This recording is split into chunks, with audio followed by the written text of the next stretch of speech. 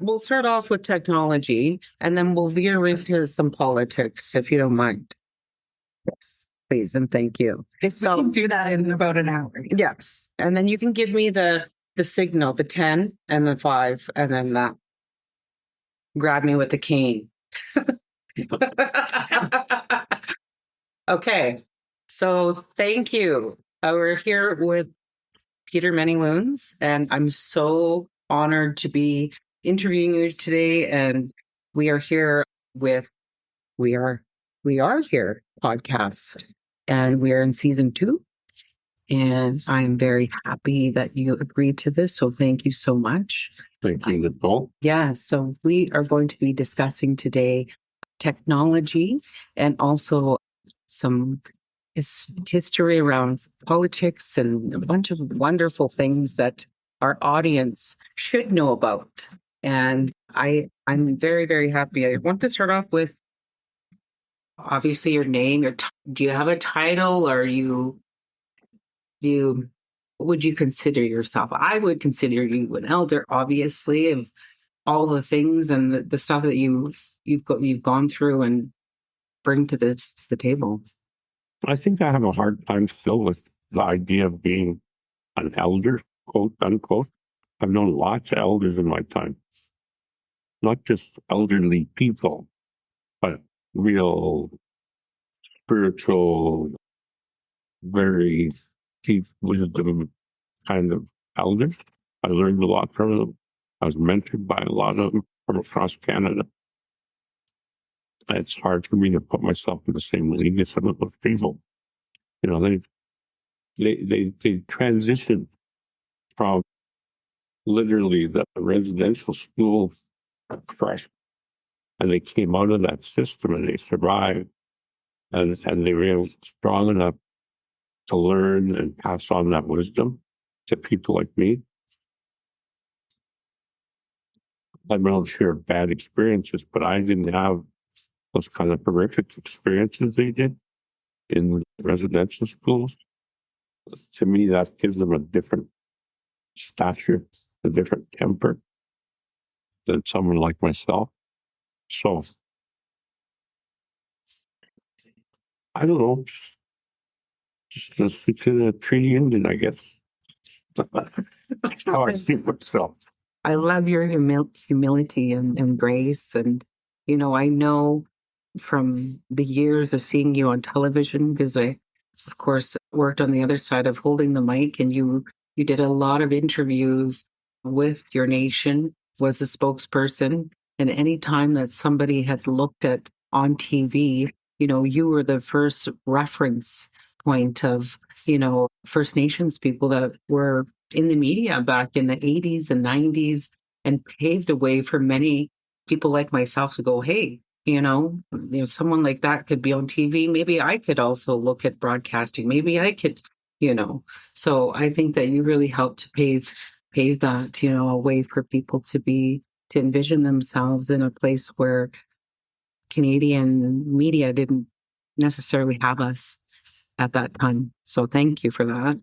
But I want to say is that, and now, so it was not straight through, but over that time span, probably I started with someone I did my first presentation on behalf of Chief of Council to Judge Buchanan when I was 14.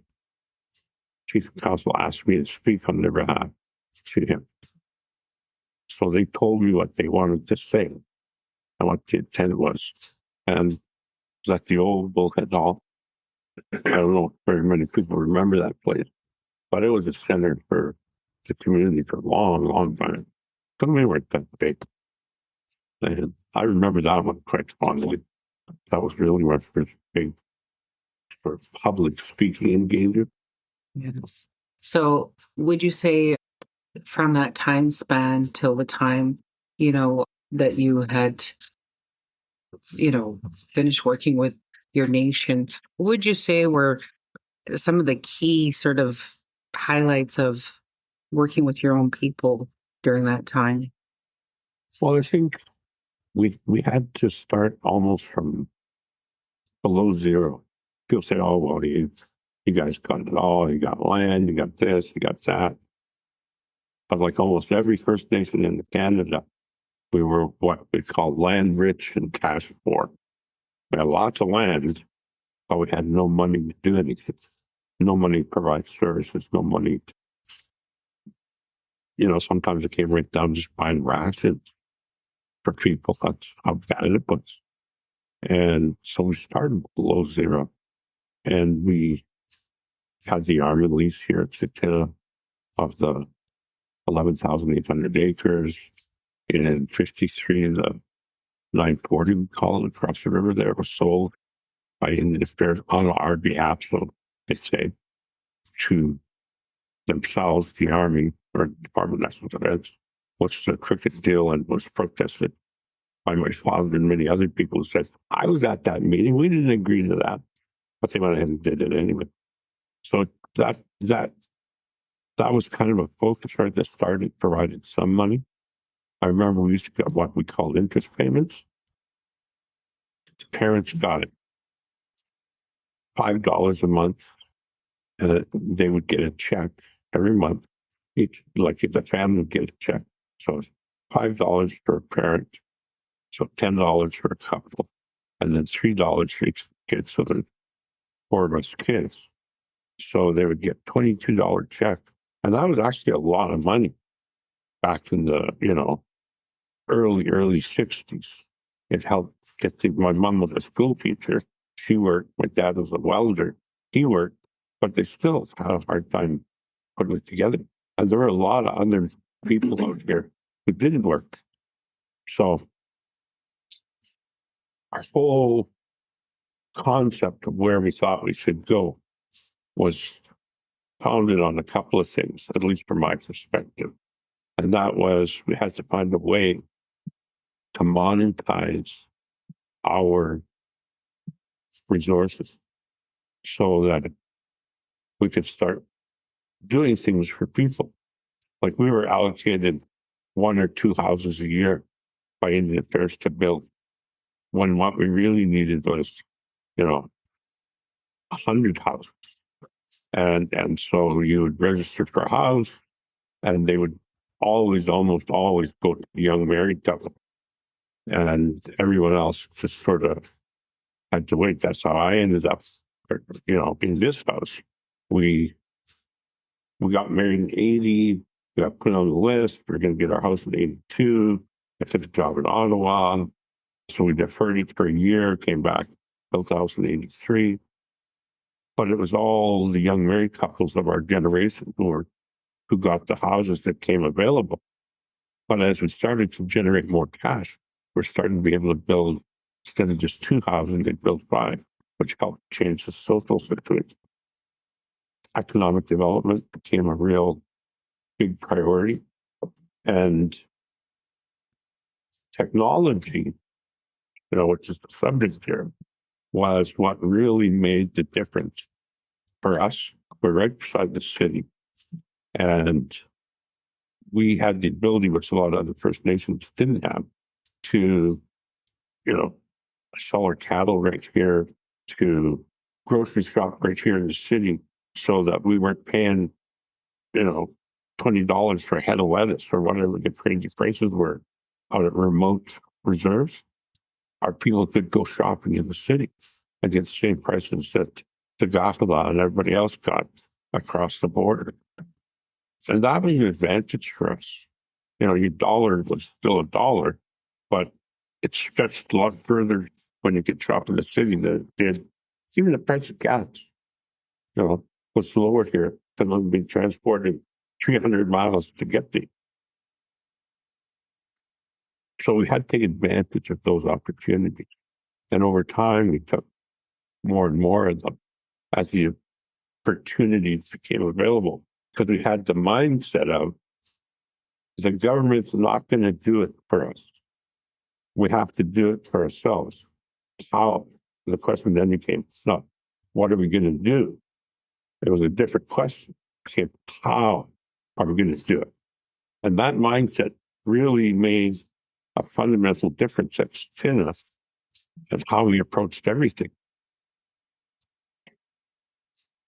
Just a total aside, but as an example, we set up a community association to raise money because the homemakers club, the ladies of the community had a homemakers club, and they used to raise money for bake sales and things like that. But that kind of started to not work in the late 60s, early 70s. And I was asked by them, and I would have been 16, if I could help them put together some kind of association and see if we could get a slot at a bingo hall to raise money. And we actually were able to get a slot because the ladies who played bingo, there was a place called the Eagles Club. It was a volunteer club, Eagles, kind of like the, Shriners or anybody, other kind of associations like that. They said, sure, we'll give you Sunday afternoon, which is a prime bingo slot, right? And so every Sunday we would hold bingos there. And I would call the bingos, or Regina Crochell would call the bingos. So it was all the volunteers would be the ladies who were the homemakers club. And that's how they raised their money. And they were able to do things basically for young mothers is what they were doing. Buying supplies for young mothers, for new mothers, for babies, that kind of thing. And after the first Sunday bingo, they looked at how much money we made and they said, we just made more money today than we made all of last year. Wow. So Amazing. Yeah, it took advantage of an opportunity. So do you think that from that time in those 80s and looking at even, from the short time that I've been, living out on the lands of Tsuut'ina and being able to be a guest on your guys' land and to see how much development has that changed community? Has that technology obviously played a role in furthering the nation, but what has been sort of the pros and cons of that from the time there till now? Well, I got one story about that. I was the director of economic development in 1990 to 95. And I remember an elder coming into my office, sitting down about a week after I got hired. And she said to me, you have to find some way to employ our people. Our young people are getting into trouble. They're getting involved in drinking. They're getting involved in drugs. They got nothing to do and causing all kind of trouble. She said, well, so if you're economic development, you can't just develop so we got money. You got to develop so that people get jobs. So the chief of council line actually created a company called Wolf Flats Ordnance Disposal Corporation. And we took the contract to clear the bombing range, which was a very lucrative contract. And the first year that I ran it in 91, we hired 125 of our own members, trained them, and put them to work at $17 an hour, where they can get doing the same work for outside companies, getting paid $7.50 now. And so they were getting ripped off by the outside company. So that year, and this was all pretty much young people because it was pretty hard work and somewhat dangerous. You're looking for unexploded ordnance, bombs, grenades, white phosphorus. So it's not something that you're going to do carelessly. You have to follow protocols. So I remember that July, we started that program working in March when the trees everything started to thaw. We started a training program for everybody. Same elder came into my office and I thought, wow, she's coming to give me a compliment. She sat down and she said, you got to do something. I said, about what? She said, all these young people, they have all this money and all they're doing is drinking and doing drugs, getting in trouble. I'm like, what? What am I supposed to do? So we thought we were changing the culture in the young people. And for a lot of them, it did. I mean, it really made a difference in their lives. But from the viewpoint of this elder, we traded one set of problems for another set of problems.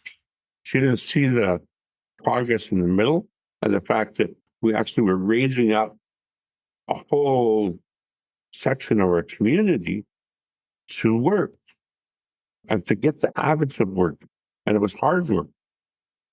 And we had 150 people work for us of the nation the next year. And we sustained that level for 5 years. And so it was during that time we got the revenue flowing in, where we built the office building that's there, which I'm told is a tourist destination, I guess. I didn't realize that before. It's quite unique. I know that. It won design awards. But then we also built schools, 2 schools, the elementary school and high school. We built, I think we were able to get the housing program up to about 10 houses a year, 12 houses a year from one company. And we're able to finance other companies, like the company that built the building. That was a profit-producing property. It paid off its mortgage. Everybody paid their rent. You know, we had Indian Oil and Gas in there, Indian Health and Welfare, Indian Affairs.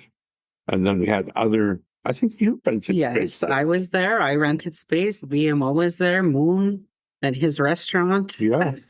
You know, so it was a profit-making venture, but that was for the editor, but it changed people's lives.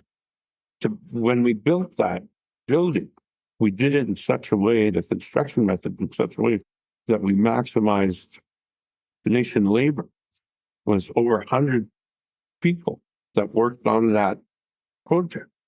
And they made good construction wages out of it. And those were members. You know, so that was sort of the early 90s. And technology played a huge role. Like we had to get state-of-the-art metal detectors to find these bombs. And they cost $225,000 a piece. But we were able to go to the bank with a track record and say, here's what we're going to do. And they lent us the capital to buy them.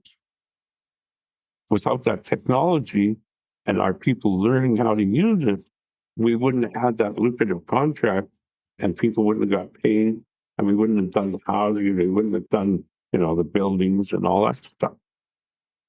And Grey Eagle and everything else that's there now, because that was the BBC. I remember that you go down and there's now the new marketing offices and the new gas bar there. But there used to be, so the BBC was there and then they had this sort of almost like a warehouse where Derek Starlight had his wrestling in. Then Right. they had to get him out. The ranch house. Oh, no, I know. Was it the ranch house or was that big, ugly Yes. there? Yeah. Yes, that one. And so it all has changed. And so anyways, I was thinking to myself, my goodness, from that, you know, many, many years ago to now where it's at, it's like, even to run a casino, I can't even imagine the type of technology and the security and everything that you would need to have a Grey Eagle up and running. Very intense, because we took a very different path than they did in the States, where they did their compacts and they had state by state regulations of how they would do certain things. Because it's a cash business, you have to have really high security, which involves electronics and it involves all kinds of stuff like that. But even before that, when we opened the first gas bar, you know, we had the latest digital cash registers. And, like we bought state-of-the-art stuff and trained our people to use it because that's where the retail industry was going, right? It wasn't the old cash box and a little bit of stuff here and there. It was these big machines. I think you worked on some of those, didn't you, Crystal? Yeah. And I mean, we upgraded them as we went, and that had a lot of security as well. Sophisticated systems and our office equipment. Like we all the time that I worked there, we're always pushing the envelope to get the latest technology. Like I remember the first word processor that we ever used in 1978, 79. We were doing a paper for the Committee on Self-Government, the Penner Report, the Penner Committee. And we rented an operator and the word processor because we knew we were going to do a lot of draft of this thing. And the secretary said, well, if we have to retype it over and over and over again, even on a selective typewriter, that's going to take a long time. We've heard about this technology. Why don't we try this? So we went out and we rented this thing, and it was big. Do you remember the old arcade games? That's how big it was. And it had probably you got more processing power in your watch now by magnitudes than that thing had. But it had a computer screen and you could do all the changes on the draft up there before it printed it, right? And so that was a technological improvement.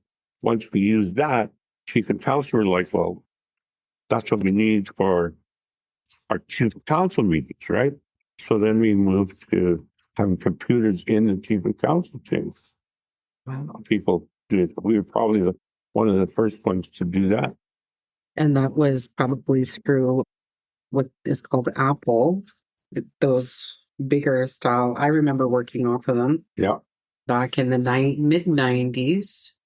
And I remember working out here. The bus would come once. They had a bus shuttle from C-Train. From Anderson Station. Yeah. Yeah, I set that up so we could have the government guys there. They said they have to have bus service so we can't move. Wow. That's incredible. A lot of your, the stories, now it's all sort of converging, and I'm looking at, you really had a huge foundational, in building what the nation is today. And I think to myself, looking at it with the technology and where things are at now with the nation, are they moving or have they moved towards what they call data sovereignty? Owning your own and making sure that it's in a server that you can own, Tsuut'ina's intellectual properties. Is that something that's on the horizon? Because obviously you've built up so much of this information, right? And it's been a huge part of even not just your nation, but national. We did that 15 years ago. We have our own server. We have our own cloud. We own it. All of our financial information, all of our minutes, all of our records are all scanned in that cloud. And we own it. We have a mainframe. And I'm positive it's been upgraded since I got sick and had to leave. But we understood that was going to be necessary. So we spent $2 million to get it done. But we got it done. That's incredible. So we're ahead of the curve on that one, I think. We're ahead of the curve on a lot of stuff. On a lot of stuff. I was going to say, because I know that Alexander had their, big opening, and I was a part of their press rollout and did an announcement for their own server. They have like Alexander, I forget what it's called, but it's essentially they own their own server on the reserve, and it was a big thing. But from the sounds of it, you guys had done this, but there wasn't such a huge splash in the media and stuff like that. It was all sort of low key. We've never tooted our own horn very much. We just go along and we see what needs to be done, and we figure out how to do it, and we do it. And that low-key approach, I think, has served us well. We get the attention we need from the people we need it from, the ones that know how things actually operate and understand how sophisticated our operations become. But I know I was taught very early in my life that bragging is not a good thing. True story, okay? We used to have a field day at the end of school year. And all the buses would come down to a place by the agency there, a real nice place by the creek.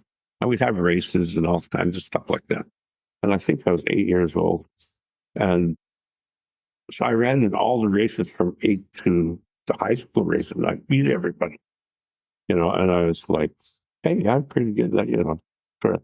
And the elders called me over, like they were watching me. And they called me over, and I was like, what do they do? And so they told me, they said, you feel pretty good because you did really well. And I said, yeah. And so how do you think they feel? How do you think those people that you beat feel? I was like, I don't know. I said, they feel bad, is what the elder said. They feel bad. And for you to celebrate like that and to make a big deal out of it, that's not right. You should do well. And we expect you to do well, but you don't rub it in people's face. Just be humble about what you do. Just people will notice. You don't have to make a big deal of it. Just go do what you did. Never forgot that lesson. And that's the thing, is that Tsuut'ina, in all that you guys have done, and even looking at the development, has a development, and I'm just absolutely amazed. Like, I was having this discussion about, I just remember the two-way, the hill to come out on Henderson Road, and then the bridge that was just, you had to stop, the one-way bridge to go that way. And I was looking, and I was like, my goodness, there's so much opportunity here. And, for this nation, I wonder, if they look back and, has it brought them all that they thought it would, like you've seen it within your time and how community is now. Is there any trade-offs, would you say, that has happened during that time? Or anything that you would want to say change that has changed for good, for the pros and cons, I guess, of that? Well, I think there's been probably both. How I look at it is there's a rising tide floats all boats, right? So from Tsuut'ina's approach to this, I tried to capture that in one saying I told my kids, or I told my relatives, my nieces and nephews, if you want to get rich, you have to leave the reserve, because all the big projects are going to be done by the nation for the benefit of everybody, not just the benefit of one or two or a small family or even the big family, for everybody. And if you look at what's happened, especially since the casino opened, we invested in housing. I think we've built now probably over 400 homes or more since the casino opened. That was one of the key things that people said, if we approve the casino, we want a focus on building homes, because that's one of the problem areas we have: overcrowding conditions, causing domestic violence, causing abuse, causing all kinds of problems, because people are just, squished in 15 to a house that should be only holding 5, right? Got to solve that problem. So that was one of the big things that were part of the push. The second one was education. Like, take a big chunk of that money and put it into education at all levels, right? From K4 right through to post-secondary, and make sure every single person has an opportunity to advance themselves through education, including supporting language, our own language, being developed and taught in the schools, including our culture, that it be supported and that it be taught to the children in school, because the extended family system where that would normally come through broke down because of policies sending people to residential schools and because of the welfare state. That whole societal system that we had failed, not because of anything we did, but because of what was done to us. How do we replace that? So once you get the resources, then you can start replacing it. So we have our own language program. We have our own language department. We have a culture department. We have a museum. I mean, we have all these things now that we're paying for. We're not asking anybody else to pay for it. We're doing it ourselves. So there's that side of it. We floated the boat, the tide lifted everybody else. And I've had people here, because of my health problems, who go around the community and have been for years. And they're the ones who commented to me that they really noticed the difference. They noticed all the new homes. Because the third thing that people asked for was fix the roads. You remember how bad the roads used to be? Yes. Some of them are still bad from what I understand. But I mean, we paved 280 kilometers of roads in 2 years. Incredible. Yeah. That is incredible. But that saved everybody money on their vehicle repairs. I mean, it just saved so many things that people felt that was a priority. So technology, yeah, absolutely. Where we are now, without the foundation that we were able to build over 60 years, we wouldn't have what we have now. We had to put it in place. Like getting back to 940 and winning our court case in 1985, getting that land back in 93, starting the negotiations on a casino in 92, even though we didn't actually get the thing done till 2005 when we started building our casino. We had to get the land back from the Department of Indian Affairs and the Department of National Defense. And it was being delayed and delayed and delayed. And I knew Jim Prentice quite well, personal friend of mine. And when Stephen Harper got elected, Jim was going to be appointed Indian Affairs Minister. And I remember flying back with him from Ottawa. And he said, okay, when we get elected, what's the first thing that you need me to do? I said, get the land at the 940 transferred back to the nation so we can build our casino and get that stuff going. I said, it's been delayed for no reason that I understand for the last 4 years. Could have been back 4 years ago. So the first thing he did when he became Minister of Indian Affairs was get that land transfer back. It took 6 weeks and it was done. Brilliant. How important is it to have those types of political alliances and friendships in order to do things like you've done in the work that you've done? I couldn't have done many of the things that I did do without that. I mean, I built that network up from the time I was 12 years old, when I was a runner and traveling across the country. And I met people, you were in athletics, you meet people and you get to see them in a real stressful sort of situation. And so you get the temper of a person and you know who you want to connect with. And then you keep those relationships. And as you get older and you move into high school, and you move into college and you move into careers, a lot of those connections are still even more valuable. And then you meet more people and you build those connections. And it's really important to be, what's the right term? A proactive person, a doer. There's a lot of people out there who will really be prepared to spend time with you if they know that their time is well spent and that you're actually going to do what you say you're going to do. If you're just going out there and you're, talking about, well, we're going to try this, or we dream we should do this, but you don't have any real concrete plan to get from A to Z, they see that pretty quick and they're not going to spend time with you.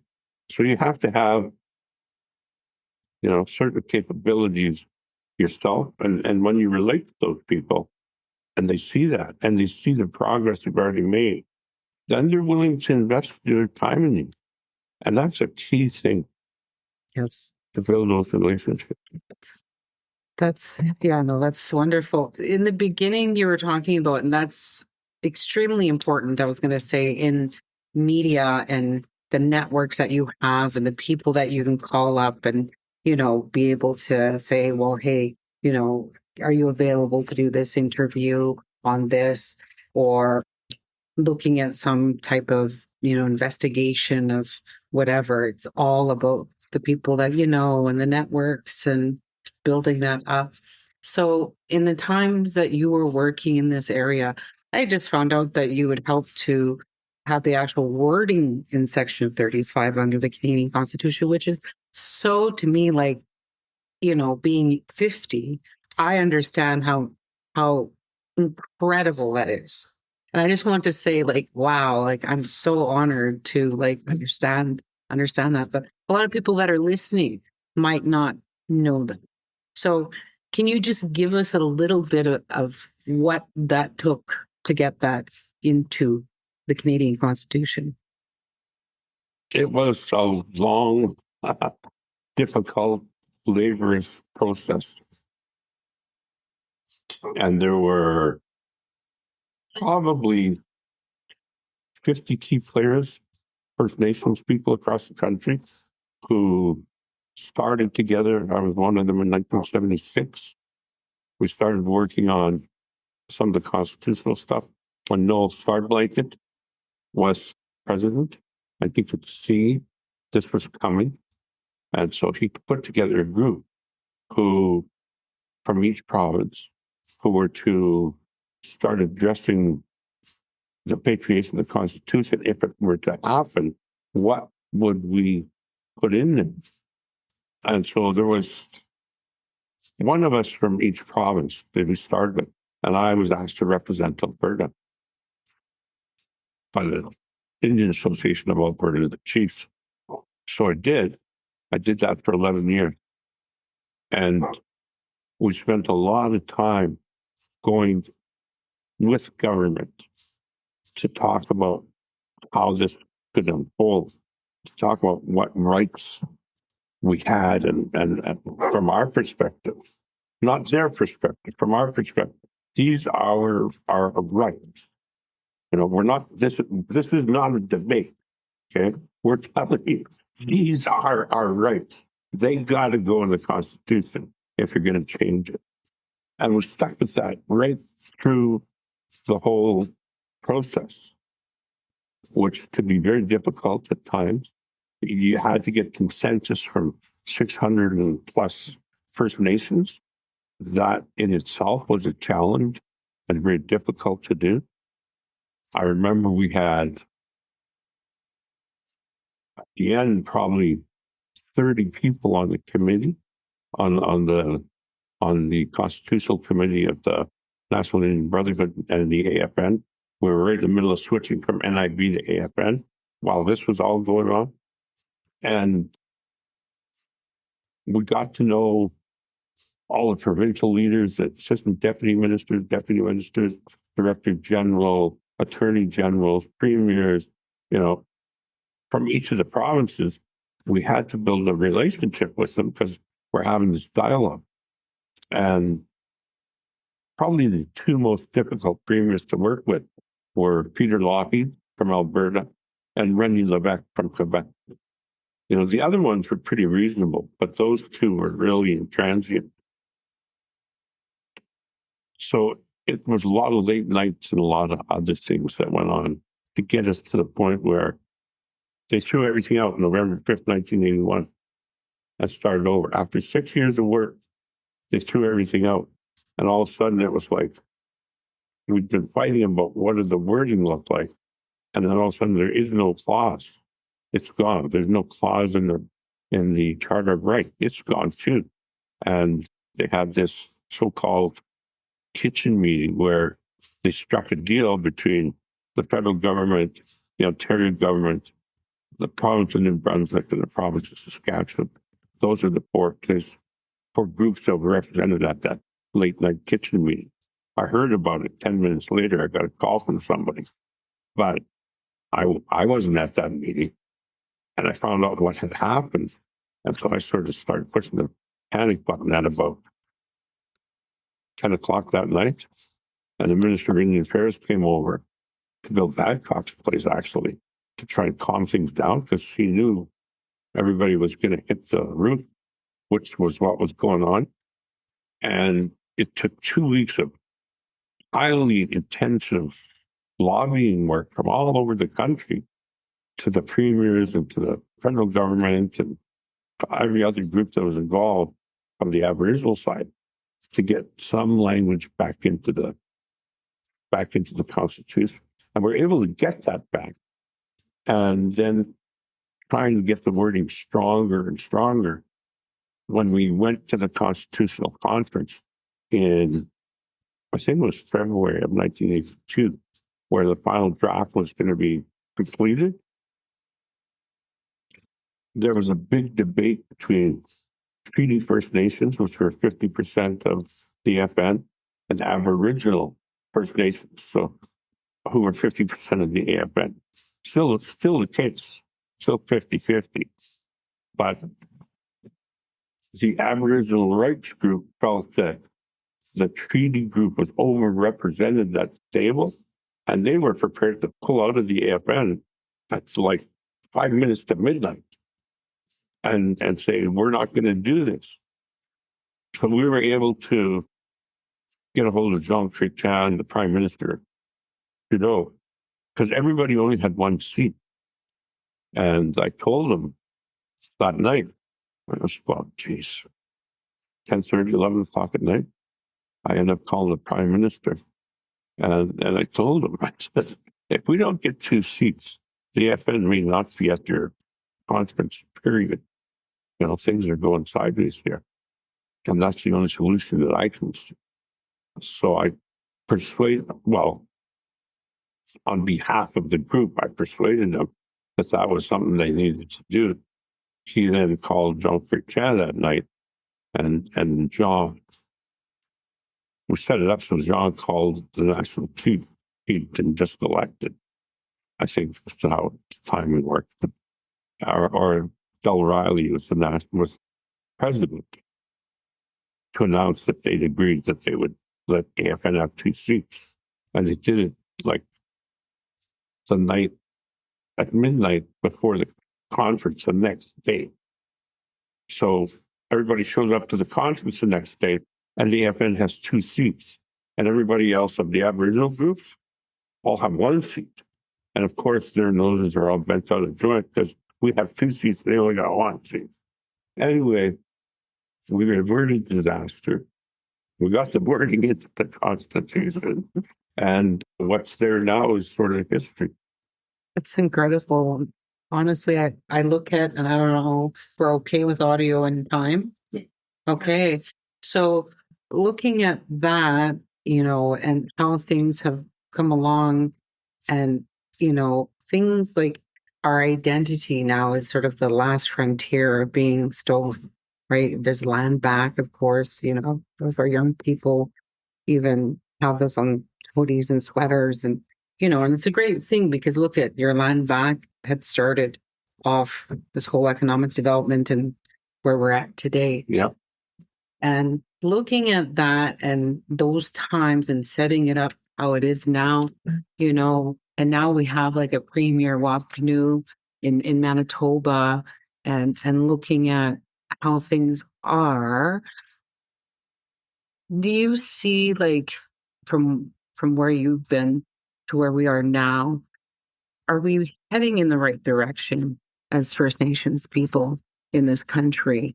Do you think that we're in good standing, or do you think that we have to pivot? I think we have to pivot. I don't think we're doing anywhere close to what we could be and we should be. My old friend, Professor Leroy Lilbear, he made a comment back when Bill C-31 was being debated. He said, the government of Canada used 12.1b to try and pick us off one by one to get rid of Indians. And they used the residential school system, save the child, kill the Indian policy sort of thing, to try and wipe out a whole generation, which succeeded to a certain extent, but we were more resilient than they thought we would be. We put ourselves in a position where we survived. Okay. We're still here.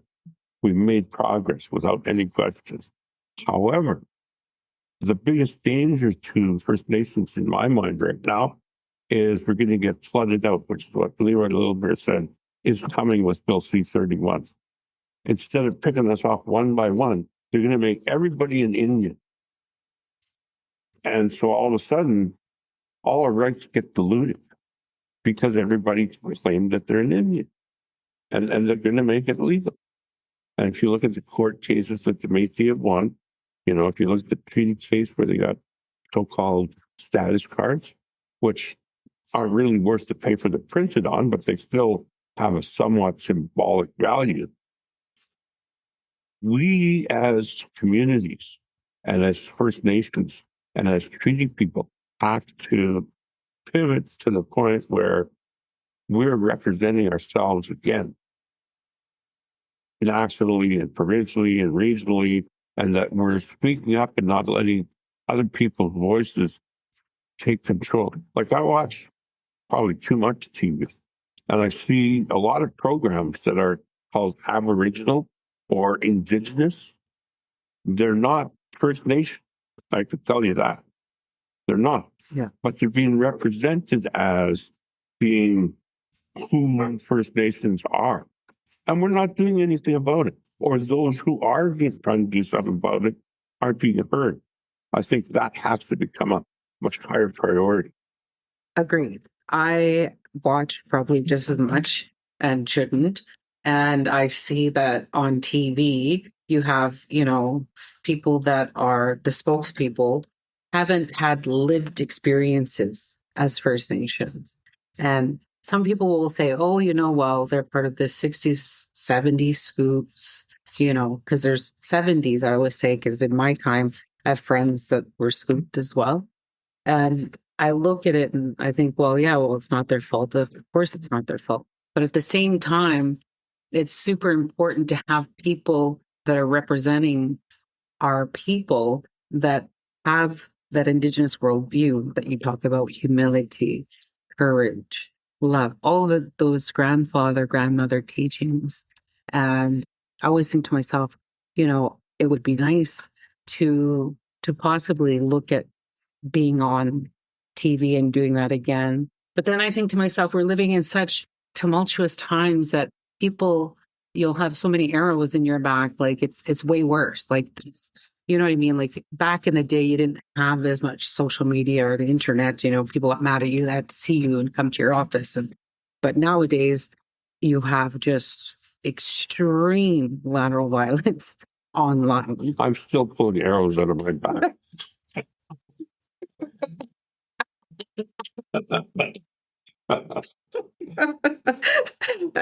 And anytime you get on a platform, people are like, well, who does she think she is? You know what I mean? Yeah. Or he is, and that's probably been the issue since day one, And I think to myself, yes, we can do better. And I completely agree with you, because I think that right now we have people that are slowly taking over that aren't Indigenous. And you look at even the whole surprise, people like Buffy St. Marie, anti-Buffy, like that vibrated through the whole Turtle Island. The whole turtle almost flipped over, yeah. Right? Because, Buffy St. Marie was like, how does this happen? In a time that we think we know each other. And in that, I'm thinking, has technology really separated us to the point? Sorry, I don't want to wreck your technology, but has it separated us to the point where we don't know anymore, who we are? And as young people, how do we keep in touch with the essence of that? Well, you know what gave me hope about technology and young people? When they do flash mobs, and they just all of a sudden 600 kids show up and do a drum dance in the middle of a shopping mall. I love that. I'm like, okay, they've taken the technology and they're going, well, I'm going to say something. And they do it. And they just show up. You couldn't have done that in a day. Not like that. It took 3 days to organize a flash mob. It was no flash. That is so true. And that's the great thing about technology, is being able to coordinate. And I think that, in all of this, that it's helping to tell these stories. For instance, people don't know, and I thought that I knew certain things, but looking at it and now being able to preserve these discussions so that people know you were practically the first, what they would call regional chief of Alberta, right? Because back then, if you were the representative for Alberta, way back in those discussions, you were. That's how they have. Now they don't even have anyone at that table, in Right. fact. And those seats are going to these committees under the another political ways, let's just Yeah, put it. absolutely. And it's not, we're not representing ourselves. No. I was the deputy national chief Amazing. at one point. And that was in the 80s? Yep. Yeah. First national chief was David Hennessy. Yes. And he asked me to come on as his deputy national chief. I was a counselor here. I was the president for a development corporation. I helped negotiate the economic development side of the CYI, land claim settlement. I was negotiating our D&D stuff. And he felt that he wanted someone to help him represent nationally. So I did that for almost 2 years. Amazing. So if, say some of these younger people that are listening to this and they are like, well, do you think it's better to be running as an MLA or an MP in First Nation politics, or to stay within, your chief and council and to build up your nation? Like, what would you say to that? Well, because I was involved in the Constitution, I made a personal choice that I was going to finish that. That's why I did 11 years on that committee from 76 to 87. And then I resigned from all my national political things and came home, which was also a conscious decision, because I felt I'd accomplished everything that I could at that level, unless I wanted to go into, call it mainstream politics, and run for office as an MLA or an MP. So that was my option. But having a young family, my choice was to come here and work in the community again and try and build us up here.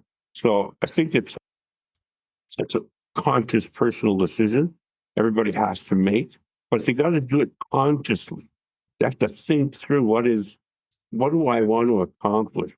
Who do I need to be working with? And how am I going to do these things that I want to do? You have to be in the present. You have to be mindful of the past, but you can't live there. You have to be in the present, and you have to have a view in the future. And that's where the technology now really comes in.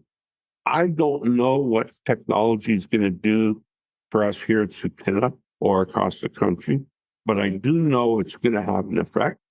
And the challenge, I think, for the younger generation is to capture all of the traditional stuff, all of the language and the culture and the way of being, but to take that and mingle in the technology to make it stronger, not to let it take away from what I think people see is we're losing this technology, is taking away from our culture, from our youth.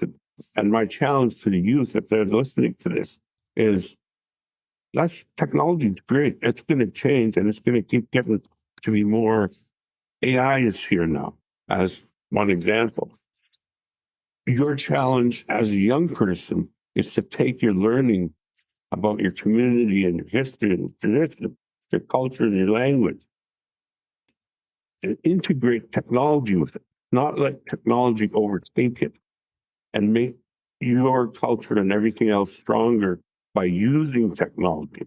Don't let technology use you. Use technology. Make your community stronger.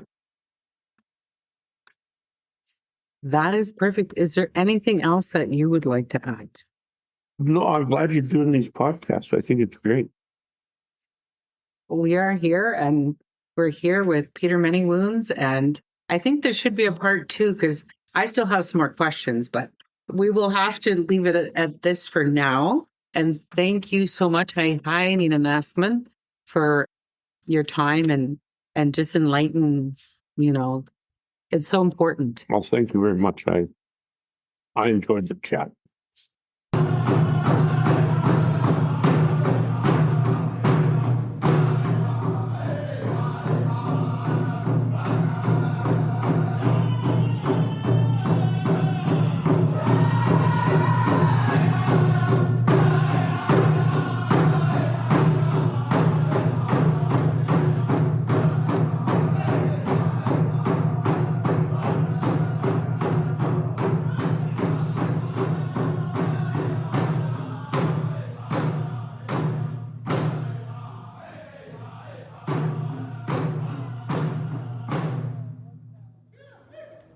Oh, beautiful.